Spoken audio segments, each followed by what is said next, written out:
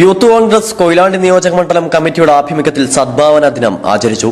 കൊയിലാണ്ടി പഴയ bus stand പരിസരത്ത് നടന്ന പരിപാടി യൂത്ത് കോൺഗ്രസ് വടകര നിയോജക മണ്ഡലം വൈസ് പ്രസിഡന്റ് കെ.സി. നജ്മൽ ഉദ്ഘാടനം ചെയ്തു.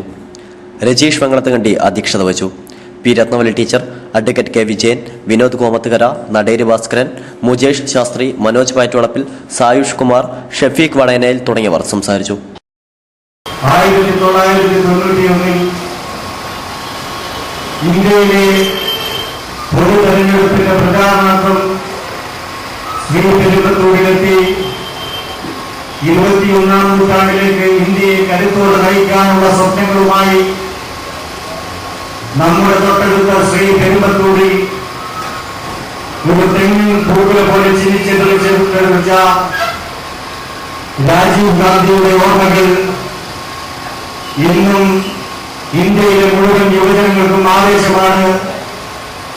ഇന്ത്യയിലെ ഇന്നത്തെ ഭരണകൂടവും രാജീവ് ഗാന്ധി 1984 മുതൽ 89 വരെ ഭരിച്ച ഇന്ത്യ ഭരിച്ച കാലഘട്ടങ്ങളിൽ അന്ന് അദ്ദേഹം കൊണ്ടുവന്ന നയങ്ങളുടെ തുടർച്ചയായിട്ടാണ് വിവിധ ശാസ്ത്ര സാങ്കേതിക രംഗത്ത് ഇന്ന് ഇന്ത്യ എന്തെങ്കിലും നേടിയിട്ടുണ്ടെങ്കിൽ അതിന്റെ ഉപജ്ഞാതാവ് ഇന്ത്യൻ നാഷണൽ കോൺഗ്രസിന്റെ രക്തസാക്ഷിയായിട്ടുള്ള